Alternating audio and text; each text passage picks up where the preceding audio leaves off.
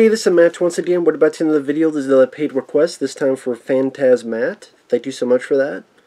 And for those interested in requesting pretty much any type of videos, reviews, commentaries, topics, whatever it may be, feel free to send it either directly to my PayPal or join my Patreon. Both links are down below in the info box, as my neighbor's rooster decides to make his regular cameo appearance. But The Eyes of Laura Mars is a film that I might have seen bits and pieces of throughout the years. I knew of it. Came out in 1978. It's directed by Irvin Kershner. May he rest in peace. He would go on to direct The Empire Strikes Back. For I understand, George Lucas saw bits of this movie early on, which helped him get the job for The Empire Strikes Back. And then he would go on to direct RoboCop 2, among other stuff. And the film starred Faye Dunaway, Tommy Lee Jones, very early in his career. You have Brad Dourif, this is after One Flew Over the Cuckoo's Nest.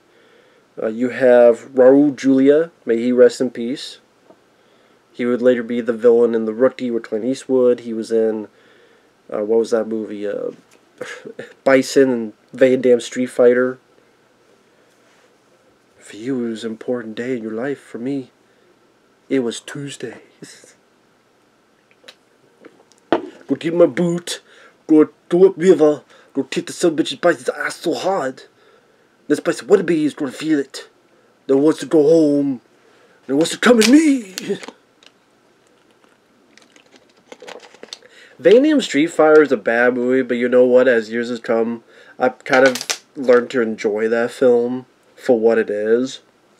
I'm still mad at what it isn't, but I've seen so many worse films. If I review Street Fighter today, it probably wouldn't be a rant. It'd be like, wow, it's a missed opportunity, but it's kind of, there's some funny, goofy stuff in it, too. And the Rooster agrees with that. But, yeah, also the producer of this was John Peters, the hairstylist. He's a guy that would go with Peter Guber, and they would produce a lot of big films, including Batman from '89. If you ever remember the Kevin Smith story about the Superman script, the guy he was talking to was John Peters. He's the guy that wanted the big spider, which he finally got when he produced Wild Wild West. Will Smith, he got his big spider. That's the same John Peters. Now, like I said, this was a John Carpenter script, and it was rewritten a lot. A lot. I think at one point there was talks of John Carpenter directing it, but disagreements went off to do stuff like I saw in Breezy 13, and then Halloween, which came out the same year, much bigger hit, much more successful, and a much better movie. Now, Faye Dunaway stars as a fashion photographer who sets up these, it's weird, these scenes, it's fashion, model work for magazines, but they also have a violent slant to them. So they're in like these murder poses or attack poses, like someone strangling the other. I never heard this. Was this ever actually a thing? That you'd have these fashion shoots, but it's in this style of being murdered or people died in a car wreck. I don't know how the hell that sells clothes. Even in death, you will look sweet in this suit. Hey, bitch, you may be dead, but you may have died in a car collision, or you may have been strangled, but at least you were looking good while being dead. It's a very weird profession that, again, I'm out of the loop on. If this was a thing, I didn't know anything about it. It was so alien to me that just, like, what the hell? Now, what happens is that she starts seeing kills being done because as she's doing her job or daily life duties, she'll like go blind, but then she'll see through the eyes of a killer as kills her fashion models or her friends or her associates and so forth. So she's trying to get the help from a detective played by Tommy Lee Jones. Brad Dourif is Faye Dunaway's chauffeur, driver. Raul Julia is her ex-husband. And the movie is pretty much rinse and repeat. It's her going on her daily life. She sees another kill. Falls a bit in love with the detective Tommy Lee Jones. A lot of red herrings. Who the killer may be. Sees a kill again. It's kind of rinse and repeat, rinse and repeat. And I do think the film is helped by the cast. You have a pretty good cast. I mean, Faye Dunaway's character, for the most part, seems kind of just a... She doesn't really do a whole lot. It's pretty much crying, looking for help, crying, looking for help. There's not really any moments where she really gets to fight or anything in between. So she does come off as a bit of a weakling of a character in a way. Even the ending, which I'll get to, because of circumstances, there's not really any big fight or battle or anything in between. Which even in the old slasher films or other stuff, at least there's a bit of that. I usually say this kind of like an American version of a giallo film. And here's the thing, do I hate the film? No. Do I think the film is okay? Yes. But do I really like the film, or do I really enjoy the film, or do I really give the film a lot of big props? Not really. Because here's the thing with this film. Ideas, trying to be like an American giallo film and the like, but it just feels very tamed and watered down. The director didn't want to have a lot of violence, so there's really no gore. The kill scenes kind of come off as the same thing over and over again. Maybe a little bit of damage to an eye, but you don't see much. But you get the idea. So it's not as dynamic in terms of lighting or gore like a Dario Argento film. It's not as technically proficient as, say, a Brian De Palma or what John Carpenter do with Halloween. Like, it doesn't have that.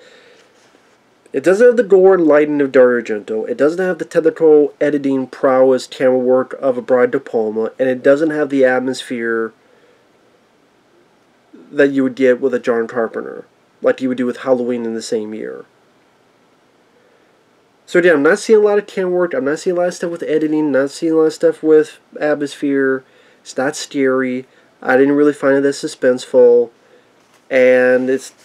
You don't have the gore either, so then what you're left with is a meh movie helped by a pretty damn decent cast and an alright idea. But it's not the first or last that we see a film where you see him from the killer's point of view.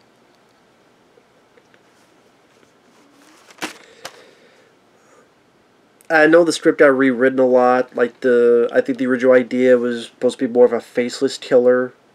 Like that's what John Carpenter wanted. It was rewritten to this final product. I do wish Brad Dourif had more to do. In fact, I wish he was the lead. Because I don't know if I could say I really cared about Faye Dunaway's character. It's not that she was a bad actress. Far from it. I don't know if I really cared about her character, and I think Brad Dourif, if he had more to do, if he was, okay, he's looked as red herring, but he actually becomes our hero, or becomes one of our leads, that could be really intriguing. I mean, there's even a part where Faye Dunaway says, "I could always count on you." That line could have been carried over to the end where, yeah, I mean, by the end, when you find out what's going on, he really is the guy you could count on. I think that would have made the film even more interesting. Plus, I like Brad Dourif, and he never really got too much of a chance to shine as like a hero. In fact, I can't even name many films where he got to be that. I mean, he was the sheriff in Rob Zombie's Halloween, but he was like the best part of it, but he still didn't have much to do. And the more prominent roles is when he's a villain. So I think it would have been cool to see more prominent roles of him as a hero or a good guy. And I do think he could have pulled it off. Just didn't really have the chances to do so.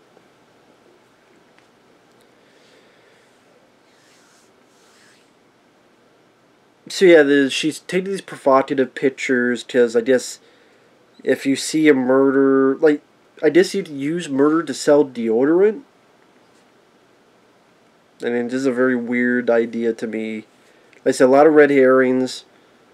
Is it the cop? Is it the agent? Is it the ex-husband? Is it the chauffeur?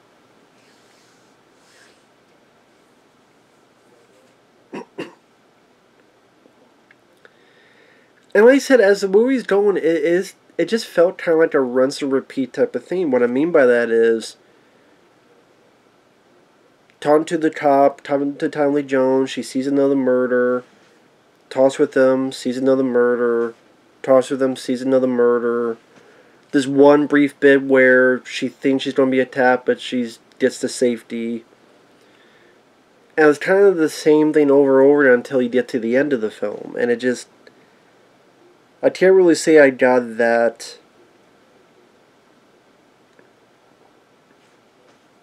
either exciting or really pulled me into the story or really got me that involved with the proceedings that were happening.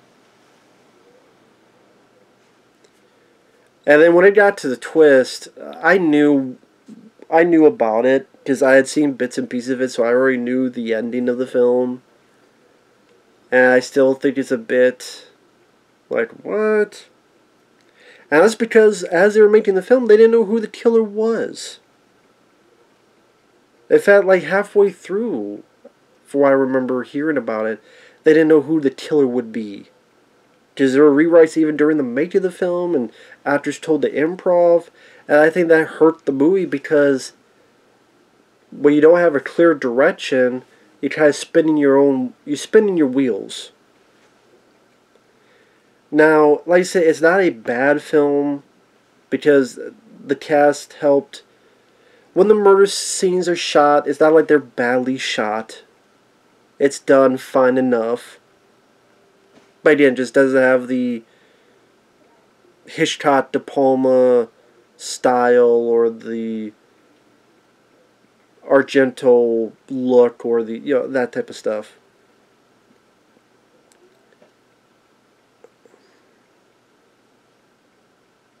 And it's like, if you don't know who the killer would be, there's a lot of stuff you could change. Again, let Brad Dourif have a bigger role. Let him get to do more. Let's change this other stuff as well. Just my opinion. There's one time where she gets a vision, but she's in a car, and so her car crashes into something. So that changes that up a bit. But it just feels like Faye Dunaway doesn't really do a whole lot. Like, there's not a whole lot of her investigating, really trying to figure out who's doing this, who's not doing this. I guess she's leaving that up to the cast, but you have your main character kind of just stagnant and afraid until ultimately the end of the film. So I just didn't find her a compelling lead character, if that makes sense. Faye Dunaway's a good actress. Just, I can't really see myself rewatching the film to watch her character. I mean, I even got more out of the lead in Deep Red, the Argento film. Because at least he was purposely trying to solve this mystery and was on, I don't know if I want to say the offensive, but he's getting more involved with it in some way. So, spoilers on the ending, spoilers. They make it so apparent that Brad Dourif's a red herring that you know it's not him.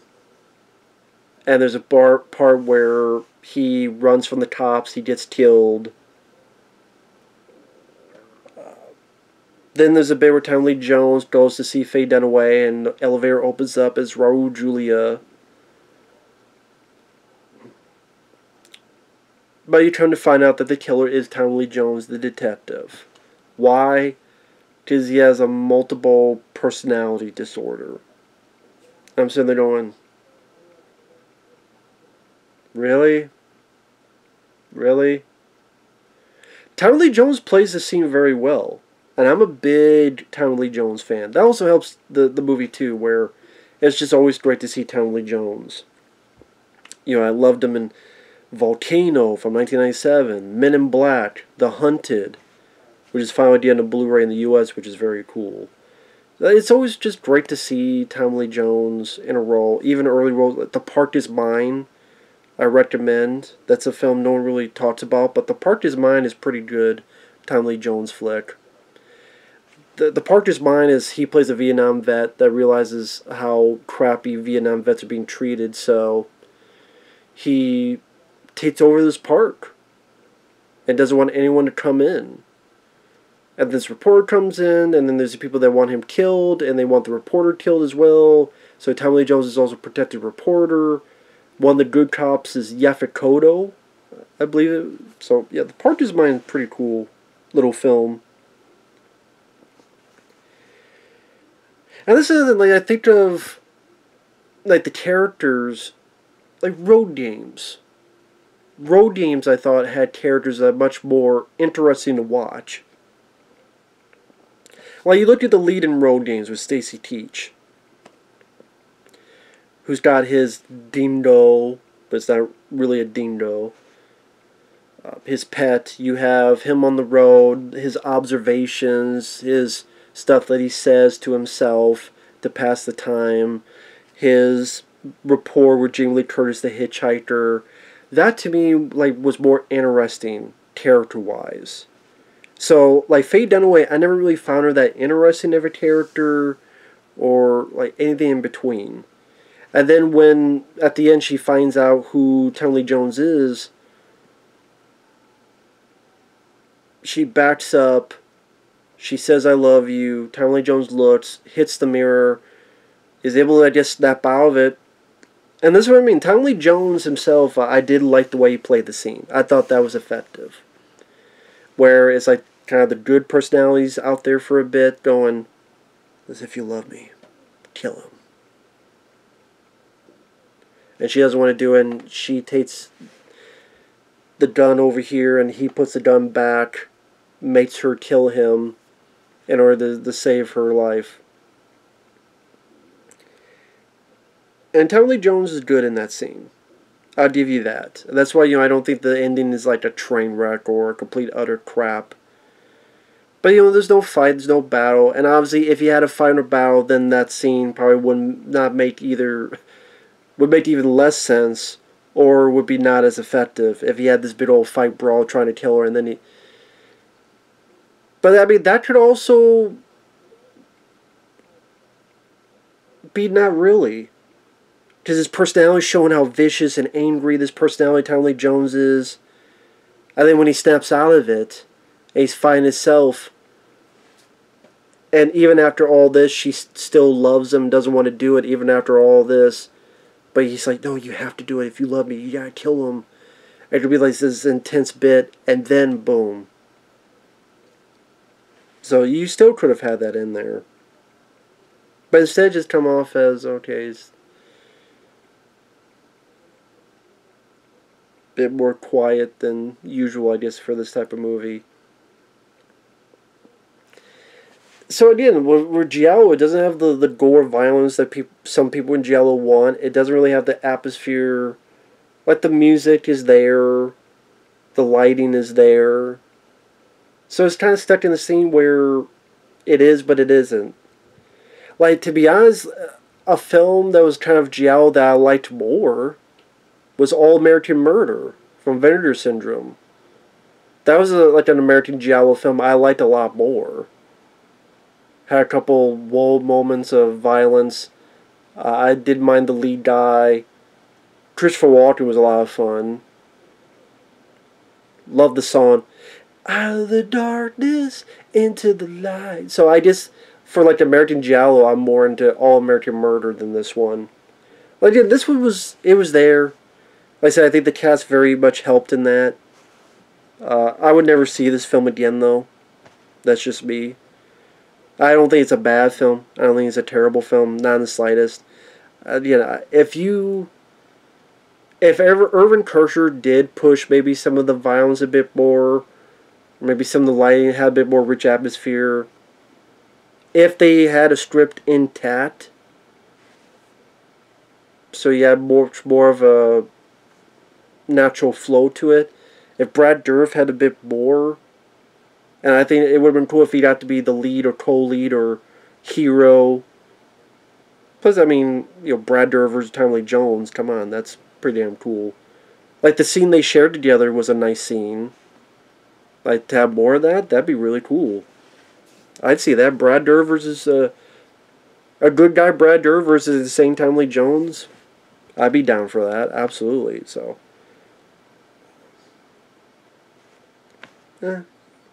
it's alright, but John Carpenter definitely won out with Halloween in the same year. I would have been curious to see what John Carpenter himself would have done with this part. And it's funny, it feels like Tommy Lee Jones wanted to work with John Carpenter but never got to do it. Because he did this film. Like, 2 films Tommy Lee Jones did were based on scripts that John Carpenter initially wrote. This film and Black Moon Rising. Because Black Moon Rising was another film where John Carpenter had a script and then got rewritten and all this stuff. And Tommy Lee Jones starred in that movie, Linda Hamilton. So it's like, this film, Black Moon Rising, part of me is like, well, damn, let Tommy Lee Jones actually be the lead in a John Carpenter film. That'd be pretty cool. I don't know what, because a lot of those films are great, and they were perfectly cast, like Kurt Russell in them, so... Like, James Woods was great in Vampires. I don't have to think about that. Well, maybe just a new film. But, or, hell, that Shadow Company. If you could not get Kurt Russell to star in it. If you don't know Shadow Company, that was the film that John Carpenter was going to direct, and Fred Decker, I think Shane Black wrote it.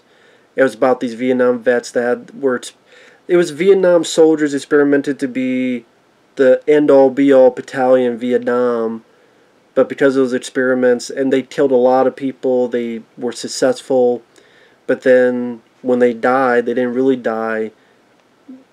The only surviving member was Kurt Russell, going to be Kurt Russell. He lives in this town. The other soldiers are brought back, but then it's zombie Vietnam soldiers taking over this town.